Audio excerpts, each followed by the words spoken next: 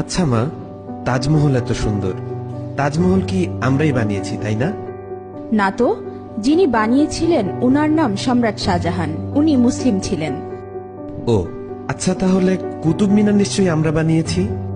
না না, উনিও মুসলিম ছিলেন, উনার নাম কুতুবউদ্দিন আইবেক। তাহলে লাল কেল্লা নিশ্চয়ই আমরা বানিয়েছি। না, ওটাও মুসলিম শাসকরা বানিয়েছিলেন। তাহলে পুরাতন কেল্লা আমরা বানিয়েছি।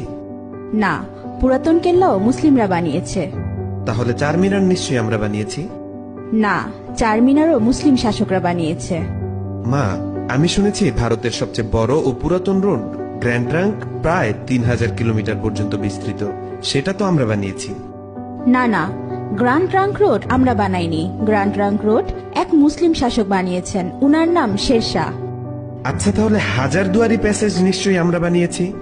না বেটা, এটাও মুসলিম শাসকরা বানিয়েছে। আচ্ছা, তাহলে মুঘল সাম্রাজ্য আমাদের ছিল তাই না? না, মুঘল সাম্রাজ্য মুসলিমদের সাম্রাজ্য ছিল। আচ্ছা, জয় হিন্দ এই শব্দটাকে আমরা প্রথম তৈরি করেছিলাম। না, এটাও একজন মুসলিম প্রথম বলেছিল। আচ্ছা মা, সারে জাহা সে আচ্ছা হিন্দুস্তা হামারা এই শব্দটি আমরা প্রথম বলেছিলাম তাই না? না, এটাও একজন মুসলিম কবি লিখেছিলেন, উনার নাম ইকবাল। তাহলে প্রথম স্যাটেলাইট লঞ্চ নিশ্চয়ই আমরাই করেছিলাম। জি না, ভারত অনেকবার স্যাটেলাইট লঞ্চ করেছিল, কিন্তু প্রতিবারই ফেল হয়েছে। এরপর এপিজে আবুল কালাম আজাদ প্রথমবার সাকসেসফুল ভাবে স্যাটেলাইট লঞ্চ করেছিলেন। উনি না থাকলে আজ ভারত স্যাটেলাইট লঞ্চ করতে পারত না। তাহলে পারমাণবিক অস্ত্র নিশ্চয়ই আমরা বানিয়েছি। না না, পারমাণবিক অস্ত্র একজন মুসলিম আবিষ্কার করেছে, উনার নাম এপিজে আবুল কালাম আজাদ।